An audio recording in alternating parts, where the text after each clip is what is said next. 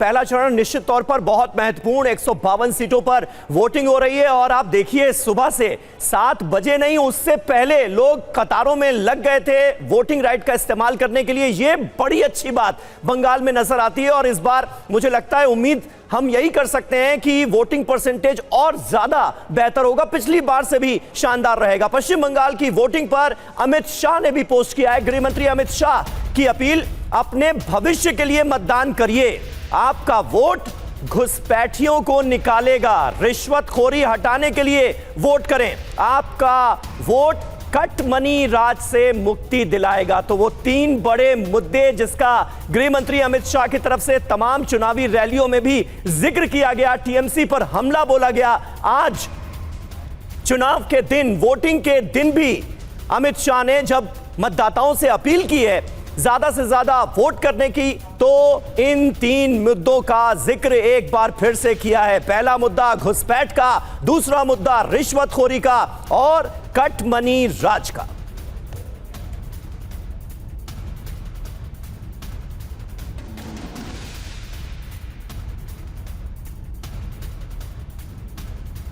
तो देखिए तगड़ी टक्कर टीएमसी और बीजेपी के बीच और पश्चिम बंगाल में कई हाई प्रोफाइल सीटों पर वोटिंग हो रही है। नंदीग्राम सीट पर भी वोटिंग हो रही है। नंदीग्राम से शुभेंदु अधिकारी, भारतीय जनता पार्टी का पश्चिम बंगाल में सबसे बड़ा चेहरा, वो चुनाव लड़ रहे हैं। खड़गपुर सदर से बीजेपी के दिलीप घोष प्रत्याशी हैं। अधीर रंजन चौधरी की सीट बहरामपुर में भी मतदान शुरू हो चुका है। तो ये तमाम वो बड़े चेहरे, वो सीटें जहां पर मौजूद उम्मीदवारों पर सबकी नजरें हों।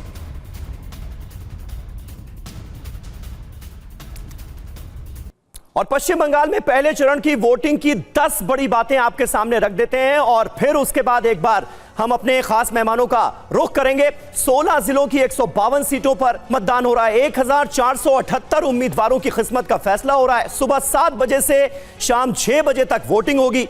3.7 करोड़ मतदाता, 3 करोड़ 70 लाख मतदाता हैं, 1 करोड़ 84 लाख पुरुष मतदाता हैं, 1 करोड़ 75 लाख महिला मतदाता हैं और महिला वोटर्स बहुत अहम है। 400 ट्रांसजेंडर मतदाता भी इस मतदान में हिस्सा ले रहे हैं। 44,376 मतदान केंद्र बनाए गए हैं और शुभेंदु अधिकारी और दिलीप घोष की सीट पर वोटिंग हो रही है। बड़े चेहरे 2021 में टीएमसी की 42.79% जो सीटें थी वो रही। अब मानव जायसवाल का जल्दी से हम रुख कर लेते हैं, टीएमसी के प्रवक्ता हैं, हमारे साथ जुड़ गए हैं।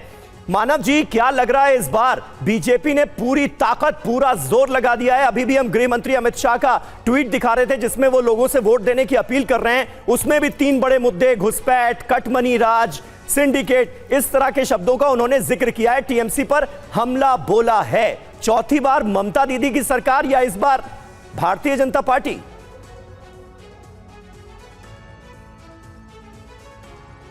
आप अपना ऑडियो अनम्यूट कर लीजिए। सॉरी जी, सभी को बहुत बहुत नमस्कार है। और हम उम्मीद करते हैं कि बंगाल की जनता, जो जागरूक जनता है, वो फिर से दीदी को ही चुनेगी और हमको यकीन है।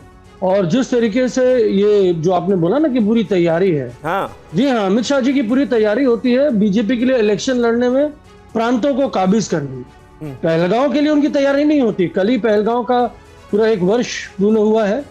बहुत मुझे हमारी शुभकामनाएं, हमारी शुभेच्छा, हमारी संवेदना उस परिवार के साथ है जिन्होंने अपने प्रियजनों को इनकी नाकामियों की वजह से खोया।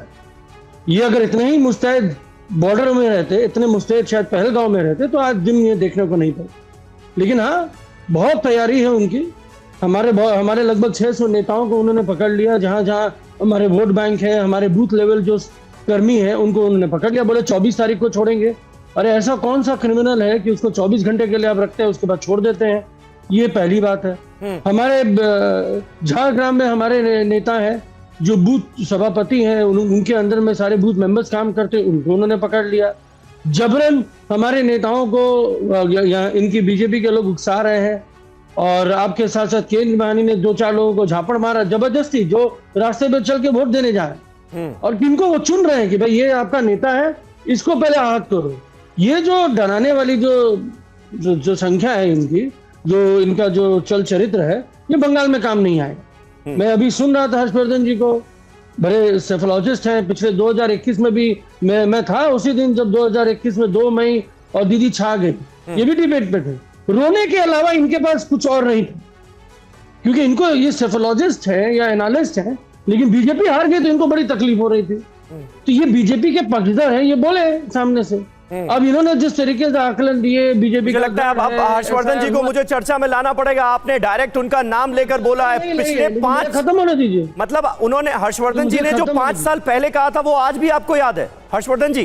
बिल्कुल है, क्योंकि देखिए भूल नहीं सकते ना, कभी कभी इंसान को दिखता है ना कि भाई इंसान कितना दुखी है और उसका दोहरा चेहरा समझ में आ जाता है। पहले आप बोलते हैं कि हम तो न्यूट्रल है भाई, हम तो एनालिस्ट हैं। अरे आप नीचे लिख दीजिए बीजेपी सपोर्टर। आपके तो है टीएमसी सपोर्टर बोल के बहुत सारे प्रवक्ता, कांग्रेस के सपोर्टर, आप क्यों नहीं लिखते?